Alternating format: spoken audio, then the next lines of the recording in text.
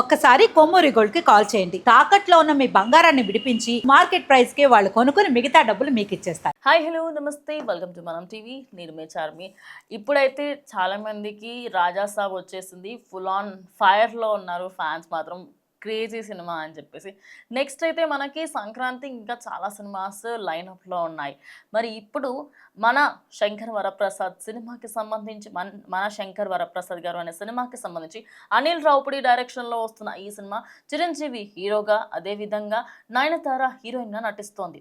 చిరంజీవి గారు చాలా రోజుల తర్వాత ఆయన మళ్ళీ స్క్రీన్ మీద కనిపిస్తూ ఉన్నారు. చాలా మంది ఫ్యాన్స్ అయితే ఈ సినిమా కోసం వెయిట్ చేస్తారు. ఇక సినిమాకి సంబంధించి Jan 12న రిలీజ్ కాబోతున్న ఈ సినిమాకి టికెట్ల రేట్ల విషయంలో తెలంగాణ గవర్నమెంట్ గ్రీన్ సిగ్నల్ ఇచ్చినట్టుగా ముందు నుంచే తెలిసొస్తుంది. అయితే కంప్లీట్గా బెనిఫిట్ షోలకి సంబంధించి 600 పెంచుకోవచ్చని, ఇటు నార్మల్ షోలకి సంబంధించి మల్టీప్లెక్స్లలో 100 రూపాయలు పెంచుకోవచ్చని, అండ్ సింగిల్ స్క్రీన్స్లలో 50 రూపీస్ పెంచుకోవచ్చు అని చెప్పేసి అటు గవర్నమెంట్ అయితే లైసెన్స్ గ్రీన్ సిగ్నల్ ఇవ్వడం జరిగింది. కానీ ఇక్కడే ఒక చిన్న ట్విస్ట్ ఉంది. ఆ ట్విస్ట్ ఏంటి అంటే దీన్ని మళ్ళీ వెనక్కి తీసుకోబోతుంది అనే వార్త ఎక్కువగా సర్క్యులేట్ అవుతుంది. ఎందుకంటే దానికి సంబంధించి ముందుగానే January 9th అంటే రాజాసాబ్ సినిమాకి సంబంధించినప్పుడు కూడా ఇదే ప్రాబ్లం వచ్చిందనమాట. బెనిఫిట్ షోలకి సంబంధించి, అదేవిధంగా టికెట్ల రేట్ల పెంపు విషయంలో రాజాసాబ్కి ఆల్రెడీ ఆ ప్రాబ్లమ్ని ఫేస్ చేశారు. ఇక అఖండ సినిమాకి సంబంధించి కూడా December 9th ఆ టైంలో కూడా ఇదే సిచ్యువేషన్ని ఫేస్ చేయడం జరిగింది. అసలు టికెట్ల రేట్ల పెంపు ఏ విధంగా చెయ్యము అని, ఏ సినిమాకైనా కూడా ఆ టికెట్ల రేట్ల పెంపు విషయంలో మేము అసలు దేనికి సహకరించమని కూడా గవర్నమెంట్ ముందు నుంచి చెప్తుంది. కానీ January 9th రోజు మనకు ఒక ఫామ్ కూడా రావడం జరిగింది. ఇక ఆ ఫామ్లో మాత్రం అసలు ఏ సినిమాకి టికెట్ రేట్ల పెంపు ఉండదని, అది ఎంత పెద్ద భారీ సినిమా అయినప్పటికీ అయినా కూడా టికెట్ల రేట్ల పెంపు విషయంలో మేము వెనక్కి తగ్గమంటూ గవర్నమెంటే చెప్పింది. మరి ఇప్పుడు ఈ సినిమాకి సంబంధించి మరి ఎందుకు ఇంకా ఈ సినిమా పైన టికెట్ల రేట్ల విషయంలో చూసుకుంటే మరి ఎందుకు ఇప్పుడు ఆ సినిమా పైన టికెట్ల రేట్లు పెంచుకోండి అని చెప్పి గ్రీన్ సిగ్నల్ ఇచ్చారు?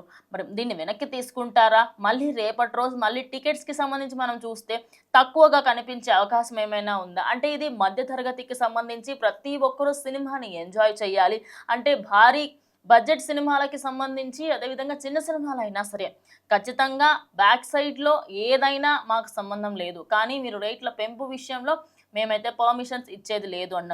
మరి ఇచ్చిన పర్మిషన్స్ని అంటే January 9th రోజు ఏదైతే ఫామ్ బయటకు వచ్చిందో, ఏదైతే రూల్స్ బయటకు వచ్చాయో, మరి ఆ రూల్స్కి సంబంధించి January 8th అంటే దానికంటే ముందు ఇచ్చిన పర్మిషన్స్ని మళ్ళీ ఏమైనా రద్దు చేస్తారా అంటే దానికి అవకాశాలు ఎక్కువగానే ఉన్నాయని వినిపిస్తుంది.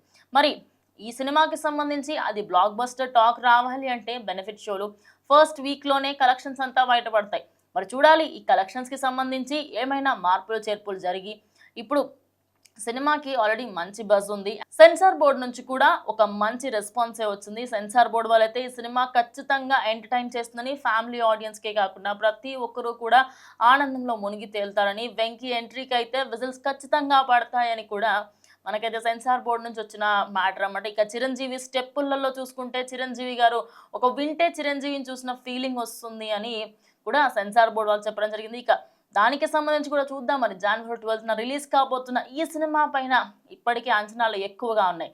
రాజాసాబ్ సినిమా ఇప్పటికే ఫ్యాన్స్ని అయితే ఫుల్ ఆన్ హైప్ క్రియేట్ చేసి మంచి రెస్పాన్స్ సంపాదించుకుంది. మరి రాజాసాబ్ తర్వాత రాబోతున్న మన శంకర్ వరప్రసాద్ గారు అనే సినిమా ఎలా ఉండబోతుంది అనేది వేచి చూడాలి.